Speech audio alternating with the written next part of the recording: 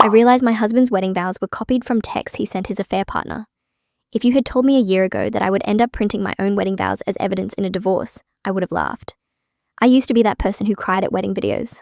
I believed in meant to be, in fight for it, in choosing someone and being chosen back. I wasn't naive about relationships being hard, but I thought if you found a person who was honest and kind and tried with you, the rest was just logistics. Then I married Daniel.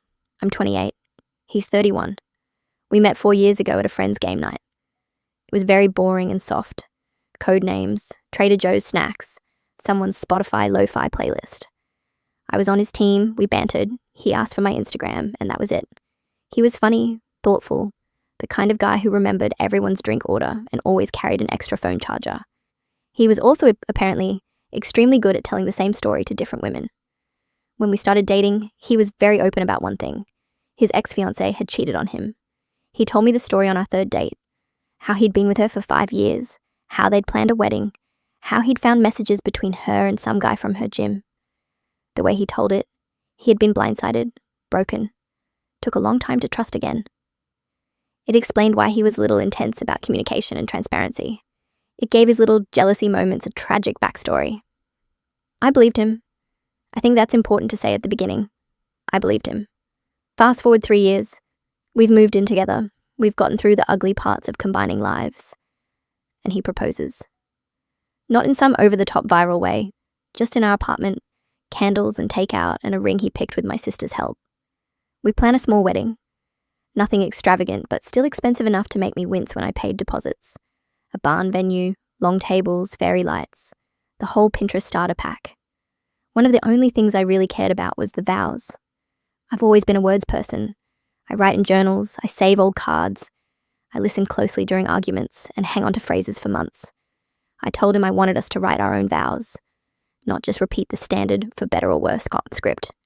He agreed. He said, "If there's one thing I'm good at, it's telling you how I feel." He wasn't wrong, technically. He was very good at saying things. On the day of our wedding, his vows made almost everyone cry. He talked about how meeting me was like exhaling after holding his breath for years. He said he'd spent a long time feeling like a temporary character in other people's stories, and that with me, he finally felt like he was main cast. He said he had been waiting his whole life to be chosen by someone who stayed. People came up to me after and said his vows were some of the most beautiful they'd ever heard. My aunt grabbed my hand and whispered, "This man adores you." I believe that too. We got married in October. The first few months were normal, quietly happy. We argued a little about money and whose family we were spending holidays with, but nothing major. We merged bank accounts, changed my last name, sent thank you cards. It felt like we were settling into something solid. The first crack was small and stupid. In January, I was looking for a tax document in the desk in our second bedroom. Daniel keeps most of our paperwork organized, but he has a habit of stuffing random things into drawers when he's cleaning. While I was rifling through a stack of envelopes, a small leather notebook slid out. It wasn't hidden, exactly, just wedged under some receipts. It was one of those moleskin-style journals people carry for work. Daniel is a project manager. He's always jotting down meeting notes and to-do lists. I almost put it aside without opening it. Then, I noticed my own name written on the first page. Curiosity is evil. I flipped it open. On the first page, in his handwriting, was the phrase, "Meeting you felt like exhaling after holding my breath for years." I smiled a little. That line from the vows. I thought it was sweet that he'd written it down ahead of time. I assumed this was the notebook he'd used to draft them. Then I noticed the date at the top of the page, June 3rd, 2 years earlier. We weren't engaged yet. We were barely a year into dating. That seemed odd, but not damning. Maybe he'd written it in advance. Maybe he'd just been dramatic back then. I turned the page. More lines I recognized. I used to feel like a temporary character in other people's stories. I stopped feeling like a guest star and started feeling like main cast. You made me believe in staying. All those metaphors from the vows were there, word for word, written in his messy scrawl. But each page had a date in the corner. All of them were from 2 or 3 years ago, and none of them mentioned my name. Instead, at the top of several pages, there was a different name. L, followed by paragraphs. L, when I'm with you, I feel like I can finally exhale. L, I know your history makes it hard to trust that someone will stay, but I'm not going anywhere. At first, my brain wouldn't accept it. Maybe L was me, I thought. Maybe he used to call me an initial for some reason I'd forgotten. Maybe. Then I turned a page and saw a clearly written name. Lena. Somewhere far away, a little alarm went off. I read. They were letters, several of them, drafts of messages or emails to someone named Lena. They were not addressed to a cousin or a coworker. They were romantic, intimate, inside jokes, references to places I had never been with. Him. He wrote about how what we have is the calm after a storm, about how he'd never felt so fully seen, about how he knew she had been hurt before and he wanted to be her safe place to land. He wrote about wanting to write his own vows someday and say all of this in front of everyone. My stomach folded in on itself. I stopped breathing for a second. Then I flipped to the back of the notebook, where people always stick the most recent stuff. The last few pages were actual work notes, project names, deadlines, bullet points. The romance letters stopped about a third of the way in. The last one was dated 3 months before he and I met. I closed the notebook. My heart was pounding so loudly, I felt it in my teeth. There was a rational explanation, I told myself. He had been in a serious relationship before me. He'd told me that. This Lena was his ex-fiancée. These were unsent letters to her. He'd reused some of his old phrases in our vows because he liked them. People recycle words all the time. Writers have drafts. It made me feel a little weird, but in the same way finding out your partner had used the same LMFAO joke on an ex would. Not betrayal exactly. Just icky. I could have left it there. If I had put the notebook back and walked away, I might still be married. Instead, I opened it again and started from the beginning. The more I read, the less my rationalization worked. First, the timing didn't match what he'd told me. He'd said his ex had cheated on him and ended things about a year before we met. He'd talked about taking a long break from relationships to heal, but the dates in the notebook showed him writing to Lena up until 2 months before our first date. Not unsent letters, active, ongoing. Second, the tone was off. These weren't heartbreak letters. They weren't, "Why did you cheat on me?" They were apologetic, guilty. He kept referencing how he didn't know how to undo the damage and hated that his choices had caused her pain. His choices, not hers. Third, there were names and details that made it clear he'd done more than just get cheated on. References to that night in Chicago. A line about lying to Kay because I was too much of a coward to tell her the truth. Kay. My brain flagged that name hard. Kay was, according to his stories, the cheating ex, the villain, the one who broke his heart. Except in these letters, he was writing about cheating on Kay with you and feeling like I was living 2 lives. I felt physically cold. My stomach twisted. He had cheated on his ex-fiancée, with Lena, and then told me for 3 years that he had been the faithful one, that he had been the victim. I sat there on the floor of the second bedroom, notebook open, and realized that the entire foundation of the story I believed about him was wrong. You know, that feeling when you realize a movie you've watched 10 times has had a twist hidden in it the whole time, and suddenly every scene feels different?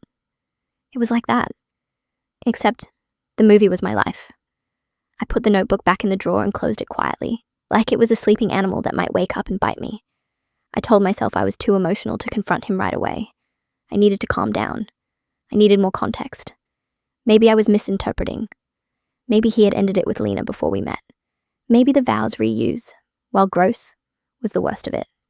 So I did something very stupid and very human. I went online. He had told me both of his ex's names when we first started dating. I had not looked them up then. I wanted to be the cool girlfriend who didn't stalk. Now, I typed their names into Facebook like my life depended on it. Kay's profile was easy to find. Mutual friends, same city. Her profile picture was her with a dog. Her relationship status said married. Her recent posts were about home renovations and some charity run. Lena took a little longer, but she was there too. Mutual friends with Daniel. A public Instagram with lots of photos of hiking and art and coffee. In one of her posts from 3.5 years ago, there was a photo of a man's hand holding a paintbrush while she wrote, "Thank you for making me believe people can stay." The hand had the same small scar on the knuckle that Daniel has, from cutting his hand on a can opener when he was a kid. I've seen it up close 100 times. There were no recent photos of that hand. Her last relationship-y post was from about 3 years ago, a blurry selfie in what looked like a hotel room, captioned with a quote about second chances. Then nothing. Just solo content. I did not message her. Not then. Instead, I closed my laptop, went into the bathroom, and stared at myself in the mirror. I looked normal. A little pale. A little tired. Like someone who had been reading too long. I still loved my husband. That was the worst part. I loved him, and I hated what I just learned about him, and my brain did not know how to hold both at once. That night, over dinner, I watched him. He asked about my day. He complained about a coworker. He kissed my forehead when he walked behind my chair. He grabbed my plate when I was done and took it to the sink. All his familiar little kindnesses now felt like they were floating on top of something dark that I had only just seen. After we finished eating, I said, "Hey, I was looking for the tax forms earlier and found one of your old notebooks." He stiffened, just a little. "Yeah?" "It had some letters in it," I said. "To someone named Lena." He didn't move. His fork was still in his hand. I watched his face. He didn't go blank like Liam had in the story I read online once. He didn't explode. He did what Daniel always does when he's cornered. His eyes got very focused, like he was scanning for the safest path through a maze. "Yeah," he said finally, "from a long time ago." "You told me your ex cheated on you," I said. "She did," he said quickly. "And you never cheated on her," I said. He looked directly at me and said, "I made mistakes, but it wasn't like that." My heart sank. "Define like that," I said. He put his fork down very slowly. "I was in a really bad place," he said. "Kay and I were barely talking. We were basically done. We just hadn't said the word. I met Lena at work. We clicked. I should have ended it with Kay before anything happened, but I didn't. I'm not proud of it. I have told you I wasn't perfect before you." "No," I said evenly. "You told me you were faithful and she cheated on you. You told me you were the one who got hurt." He rubbed his face. "I did get hurt." "You also cheated," I said. He stayed silent. "Did Kay ever cheat on you?" I asked. He hesitated. "That's complicated," he said. "It's a yes or no question," I said. He sighed. "I don't know. I suspected." There were messages. Maybe she was just talking. Look, that relationship was a mess. "And your way of telling the story was to erase the parts where you were the one hurting people," I said. He bristled. "What does this have to do with us? This was years ago, before I met you." "You used the same vows," I said. "You reused the exact words from letters you wrote to Lena and said them to me like they were ours." He winced. "Okay, yes. I reused some lines. They were my words. They still represent how I feel about you." "They represented how you felt about her," I said. "I heard you say them and I thought you were telling me something unique and specific. Now I know I was hearing your greatest hits." He frowned.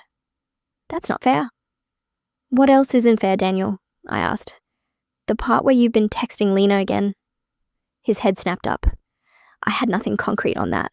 It was a pure bluff. My therapist would probably call it manipulative, but I watched his face and saw the truth in it. He looked guilty. "Just once," he said quickly. "She reached out a few months ago. She was going through something and needed closure." "A few months ago," I repeated. "As in, while we were engaged, planning our wedding." He shifted in his seat. "It was nothing, just one conversation." "What did you talk about?" I asked. He hesitated. "Us." "Us," I repeated. "About how I'd moved on," he said. "How I was happy." She wanted to know if I still thought about what happened. "And do you," I asked, "still think about it?" He looked at me then like I had backed him into a corner he hadn't realized existed. "Of course I do," he said. "It was a big part of my life." "Do you still think you were the victim?" I asked. Silence stretched between us. He finally said, "I think I was a victim of my own stupidity, and of people who didn't know what they wanted." I sat back. He was so good at making himself sound like a philosophical lesson, instead of a person who'd done very specific harm. "Did you cheat on anyone with me?" I asked. "Be honest. Did you overlap Lena and me?" "No," he said. Too fast. He saw my face and amended. "Not really." "What does not really mean?" I demanded. He exhaled. "I went on a couple of dates with Lena right before I met you. We hadn't totally ended things. It was casual. I was trying to decide where my head was. When I met you, I knew I wanted to focus on you, so I ended it with her. That's it." "That's not what your notebook reads like," I said. That doesn't sound casual. It felt different then, he said. I was confused. When were you going to tell me? I asked. Ever. I didn't think it mattered, he said. I didn't want you to look at me like you're looking at me right now. How am I looking at you? I asked. Like I'm a stranger, he said quietly. I didn't respond, because that's exactly how he felt in that moment. We argued in circles for a while. He kept insisting that the important thing was who he was now, not who he'd been. I kept coming back to the vows, to the pattern, to the way he had shaped his story to look better. At one point he said, "You're just mad about the words." Yes, I said, because they're the part I believed meant something. You could have bought me a ring off the clearance rack and I wouldn't have cared, as long as I knew I wasn't just getting recycled promises. He ran his hand through his hair. So, what do you want me to do?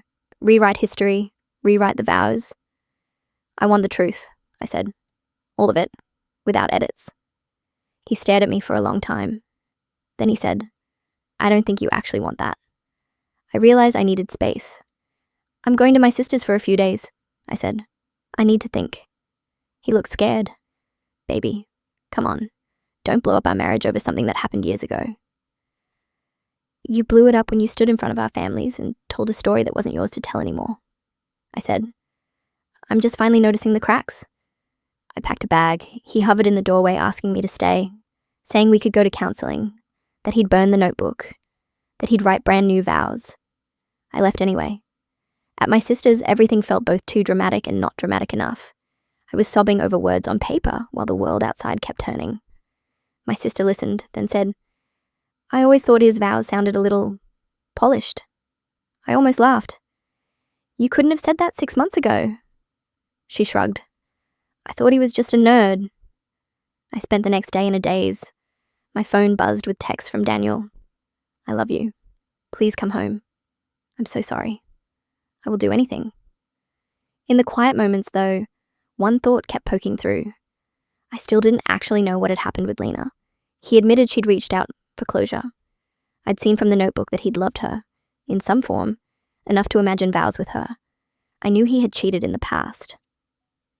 What I didn't know was whether any of that had ever touched our relationship, so I broke my own rule and messaged her. I agonized over the wording for a long time. In the end, I went with bluntness. Hi, I know this is out of nowhere and you don't owe me anything, but I'm Daniel's wife. And I found some old letters. I just need to know if there was ever any overlap between you and me, or if he ever contacted you after we got engaged. I expected her to ignore me. She replied an hour later. We ended up on the phone. Her voice shook a little at first, but smoothed out as we talked. She told me Daniel had been her co-worker, that he'd been engaged to Kay when they first started talking, that he vented to her about feeling trapped in his relationship, how Kay didn't understand him, how he'd never met anyone like Lena. It sounded uncomfortably familiar. They had started as friends, then blurred the lines, then fully crossed them. He cheated on Kay with Lena for almost a year before finally ending it. He told each woman a different version of the breakup story. After he ended things with Kay, he promised Lena a future. He told her he'd marry her one day, that she was the calm after the storm. Then, about a year and a half later, around the time he met me, he started pulling away. More work excuses, less availability. She felt it. She confronted him. He told her he wasn't ready for something serious and needed time alone. 3 months later, she saw a photo of us on his Instagram. He said you were a co-worker he'd just started seeing, she said. That it wasn't serious. That he was being upfront this time. They continued seeing each other casually for about another month after he and I started dating. A few late nights. A hotel once. I felt my stomach turn. He told me he ended it with you before you met me, I said. She gave a short, bitter laugh. He told me he ended it with you before he proposed to her too. I went very still. What do you mean? I asked slowly. She took a breath. He contacted me once more, she said, after he proposed to you. He called it closure. He wanted to make sure I was okay. He told me he wanted to apologize properly. We met for coffee. Coffee. Did anything happen? I asked, my voice thin. There was a long pause. I'm not proud of it, she said. We kissed in the car. That's it. I regretted it immediately. I blocked him after that. I didn't know he'd already told you a story where I was the villain. My throat felt tight. He always made it sound like you cheated on him, I said. Of course he did, she said. It's easier to say she broke my heart than I blew up 2 women's lives and then married a 3rd one with words I recycled. We sat in silence for a minute. Then she said, very quietly, I'm sorry. I honestly thought you knew about me, or that at least he'd tell you. If I had realized you didn't, I would have reached out sooner. I believed her. She sounded tired, not defensive, just like someone who had been through the same Daniel spin cycle I was currently in, a few years ahead. After we hung up, I sat on my sister's couch and stared at the ceiling. The facts were now unpleasantly clear. He had cheated on his ex-fiancée. He had cheated on their relationship with Lena. He had overlapped me and Lena. He had kissed Lena after proposing to me. He had then stood up at our wedding and recited vows he'd originally written for her. It wasn't one lie, it was an ecosystem of them. When I went back to our apartment to talk, Daniel looked awful. Dark circles, unshaven, the whole regretful husband starter pack. He started talking as soon as I walked in, apologizing, explaining, begging. I held up my hand. I talked to Lena, I said. He went completely still. What did she say? He asked. The truth, I said. He laughed once, a short, desperate sound. You don't know that. I know it matches your notebook and the gaps in your story, I said. I know it matches the timelines. I know it feels like the missing pieces you never gave me. He sat down heavily. Okay, he said. Okay, I messed up. A lot. I hurt people. I lied. I thought if I could just start over with you, I could be different. You didn't start over, I said. You brought the same habits here and just changed the names. He looked up at me, eyes red. I love you, he said. Everything I said in those vows, I meant. Even if I'd said some of it before, loving you is the most real thing I've ever done. I believed that he felt something, but I also believed the pattern. I sat on the armchair across from him. I'm not staying, I said. His head jerked up. What? I'm not staying married to you, I said. I don't trust you. I don't trust your stories. I don't trust that there isn't another notebook somewhere with another version of you in it. He shook his head hard. You can't just throw everything away. We can go to counseling. We can rebuild. People survive affairs. This isn't one affair, I said. This is who you are. This is how you move through relationships. You cheat. You reframe. You make yourself the wounded hero. I'm not signing up for a lifetime of that. He stood, walking toward me like he could physically pull me back into the relationship. Please, he said, don't do this. I will delete every social media, change my number, whatever you want. I will never talk to another woman again. That's not the problem, I said. The problem is not other women. It's you. He stilled. For a second I saw it land, the realization that he could not control his way out of this with restrictions or grand gestures. That the thing broken was his integrity, not my access to his phone. You're my wife, he said, like that word was a spell that could fix it. For now, I said. I already called a lawyer. His face crumpled. We spent the next hour doing the ugliest talking I've ever done in my life. He asked if there was anyone else. There wasn't. He asked if I had feelings for someone new. I didn't. He asked what he could do to earn me back. I said there was no earning back. Some things you just lose. He cried. I cried. At one point we were both sitting on the floor like teenagers after a breakup, except there were legal documents and joint accounts hanging in the air. I left that night for good. The actual legal divorce process took months. Paperwork, mediation, the whole thing. We didn't own property together. We don't have kids, so logistically it wasn't the worst case scenario. Emotionally, it felt like I was undoing a dream thread by thread. My family was split in their reactions. My mum said, "At least you found out now." My dad said, "Men are all trash," which was not helpful, but was consistent with his personality. My friends were angrier than I was. One of them offered to, accidentally, send screenshots of his notebook to his entire extended family group chat. I said no, partly out of decency and partly because I didn't want to create a spectacle. His mom called me once, crying, saying she couldn't believe her son would do this, asking if we could work it out. I told her gently that I thought working it out would just mean me slowly eroding until I could tolerate lies. She didn't call again. I boxed up our wedding photos and put them in storage. Not because I wanted to revisit them, but because I couldn't bring myself to throw away the version of myself who believed in them. Now, months out, when I think about the vows, I feel two things at the same time. On the one hand, they feel like a joke, a script he was good at reading, a performance. Knowing he'd used the same metaphors before makes the whole thing seem cheap. On the other hand, I weirdly feel like they belong to me more than to him. I meant what I said. I showed up how I promised to. I stayed. I told the truth. He may have plagiarized his feelings. Mine were original. If there is a lesson in all of this, it's not never write vows or never trust a man who uses metaphors. It's this. Pay attention when someone's story about their past only has one kind of character, villains and victims, and they are never the villain. Pay attention when they describe their role in old relationships as perfect, except for what she did. Pay attention when they are more proud of how they talk than how they act.